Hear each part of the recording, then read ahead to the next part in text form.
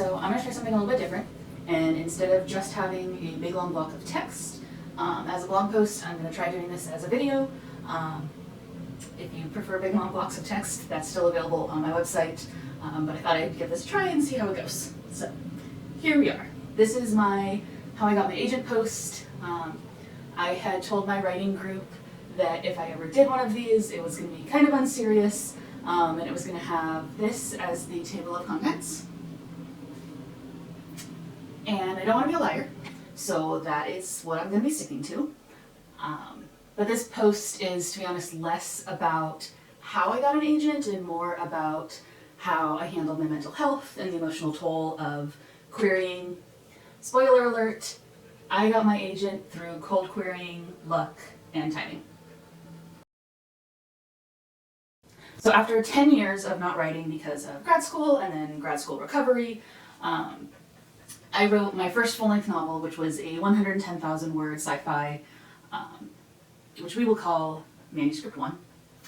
And I had no idea how publishing worked. I didn't know any other writers. I Googled how to get published, and I learned about a thing called literary agents. So easy enough, right? My mom and my best friend read my query letter and said that it looked fine. And my friends and family were my beta readers. Absolutely no one read or critiqued my synopsis at all. I was totally ready to go, and I started sending out my first queries. I was absolutely going to get an agent immediately. So, fun fact, the very first query rejection I ever got was on my birthday, so yay. But over the course of 9 months descending into what we'll call query hell, I sent a whopping 25 queries. And towards the end, I was dragging myself to send one query at the start of every month. And early on, I got what I thought was a personalized rejection, and based on that feedback, I deleted my entire first chapter, rewrote it from scratch 3 or 4 times, and then I sent out new materials. And I later learned that was a form rejection, and the agent used the same wording for everyone. Once I got a request for the first 20 pages from an agent who only asked for a query letter up front, and that was the closest I ever got to getting a request. And I had no idea what I was getting into. I did it entirely solo with no writing community, and I ended up heartbroken and devastated, and I didn't want to write anymore. So I participated in RevPit 2022, and I really enjoyed interacting with other writers on Twitter, and then I participated in RevPit in 2023, and that time I joined a Discord server with a handful of other applicants, and reader, that saved me. So that handful of people grew into a tight-knit community of writers who are universally supportive, who know firsthand what querying is and the toll that it takes, and who go around posting inexplicable beg emojis in response to things on social media, and who I'm fairly certain some people think are in a bread cult. But I would not have an agent. I may not even still be writing if not for my bread cult, though. So that same year, I began querying my next book, which we shall call Manuscript Number 2. And having people who understood what I was going through was so radically different than my first lonely, heartbreaking experience with querying. So instead of every rejection feeling like your book sucks and you should stop writing, every rejection became, well, that agent made the poor decision to miss out on the amazing opportunity to rep my book. So this is just a quick interlude to say, I don't want this to sound like querying was an absolute blast and the most fun I've had in my life. As nice as my community and my adjusted outlook was, querying still dragged on. I still had times where it was 2 a.m. and I was just rambling to absolutely no one in the void of the internet to get my worry out that every agent was going to make the poor decision to miss out on the amazing opportunity to rep any of my books. And I regularly asked myself why I was bothering with all of this at all. Publishing, querying, writing in general. So, finally, I got my first full request, and I was ecstatic. Someone wanted to read my book, and so I sent it off right away, and then I waited, and waited and waited. And then I got another full request, which I also sent off right away, and waited and waited. And after the appropriate amount of time passed, I nudged and waited and waited. And this is not to call out specific agents or anything. They're busy. I have no idea what other things were going on in their lives, in their work. But if you are an author who's been ghosted, I see you, I feel you. I'm sorry you experienced that. It is absolutely shattering to go from that pure, bright thrill of getting a request to the dark abyss of never getting a response. So, a moment of silence for those fools. Rest in peace. So, I set a goal of getting 100 rejections on manuscript number 2, and I at least succeeded in hitting that goal, even if I hadn't succeeded in getting an agent. I count CNRs towards that goal, so about 60% were rejection replies and about 40% were CNR. I CNR at 84 days max on all queries, which sometimes stays a CNR and it sometimes turns into a reply rejection later on, but it at least clears my query tracker dashboard and opens a spot on my list for a new query to go out.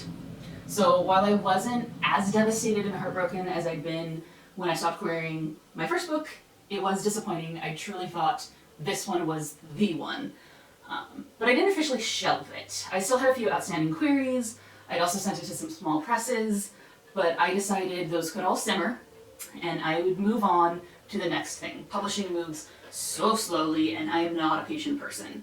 So I started querying my next book, which we will creatively title Manuscript Number 3. Is it a great idea to query a new book when you haven't technically closed out querying the last one? I don't know. Embrace the chaos. Why not?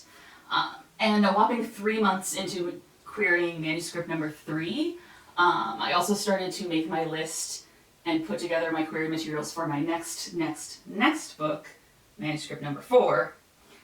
Did I mention I'm impatient? So then I was chosen for a mentorship, and we worked on my not quite shelved manuscript number 2. And when my mentor and I finished working together, I sent out a handful of new queries for that book, even though I was still actively querying manuscript number 3. So when the time came, I had some long-standing fulls out on manuscript number 2, and also a couple fulls and a partial out on manuscript number 3, along with 30-odd queries. And I had my handful of new queries for manuscript number 2, and my query tracker is a mess. But I regret nothing. It worked out in the end. I did withdraw some manuscripts that I still had out after I made my decision, just because I felt like the agent that I went with was a better fit than those would have been regardless of their answer. So in my writing group, when someone has a promising full request or they send off a query to a dream agent, we do candle emoji circles and manifest the best outcome.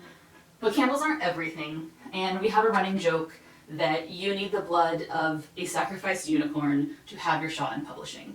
So if you came to my How I Got My Agent post looking for the magical secret to getting an agent, getting published, here's what I've got for you. Find a unicorn to sacrifice. So it's my entirely unrealistic imaginary advice, not what you hope for. Here's the thing. I think I wrote a decent book. I personally love my book. Bo loves my book. I love all my books. And I know my agent loves it, but let's be entirely real. I didn't get an agent because I'm the world's greatest writer, or because I made the prettiest mood board during a pitch event, or because I was way better at the query game than anyone else. I got an agent in large part because of luck and chance and a right time, right place, right set of eyes alignment of the cosmos. In fact, my lovely agent, who I truly think is the best possible champion I could have for this book, was not even a literary agent when I started my query journey, so if I'd given up just a little bit sooner, she never would have read it. So I've been a beta reader and a critique partner for many writers who have absolutely blown me away with their incredible writing, and characters, and world building, and some of those people have shelved those books, some have self-published, some are still in the trenches, a very, very small number have gotten agents, And it's not that they don't have amazing books and wonderful stories to tell. The stars just haven't aligned. No mythical creatures have been available to be sacrificed on the altar of the publishing gods under the 12th full moon of spring while the sun is in retrograde. So I wasn't originally planning to share my specific query stats, but some folks have told me that seeing the numbers can help them, so here they are. And just to point out, manuscript number 2 is actually the one that I signed with for an agent, and if you're trying to make the math work along the bottom, it adds up to 23 months of active querying, but that took place over the span of 33 months, so almost 3 years total. You're in the shop. So my caveat for sharing those numbers is that every query journey is different, and knowing the numbers behind mine won't tell you anything about what yours is going to look like. So instead, I will tell you what genuinely got me here and absolutely can shape your query journey. Other people. We often think of writing as a solitary activity, but the best versions of our writer selves come out when we involve others. So I wrote a book, but beta readers and critique partners and my mentor helped me make it shine. And I wrote a query letter and synopsis, but other writers' feedback and query critique swaps helped sharpen those. And I received rejection after rejection, but my red cult friends helped keep despair from overwhelming me. I wanted to give up on this book altogether at one point, but when I burst into tears on the phone with my mom, she told me that she would keep believing in this book until I was ready to believe in it again. And I very nearly did not send the query to the person who is now my agent because I thought I just missed my chance. But my writing group convinced me to shoot my shot anyway. So if you are in the query trenches or you are about to start querying, I cannot say this enough. Find people to support and uplift you. Writers, we are not in competition with each other. We are the only people who truly understand the querying experience. So to quote Andrea Gibson, sometimes the most healing thing to do is remind ourselves over and over and over, other people feel this too. So if this video format worked well for you and you would like to see more in the future, leave me a comment, let me know. I'm hoping to do both the video version and written versions of my blog going forward. So hopefully, Bo and I will see you next time.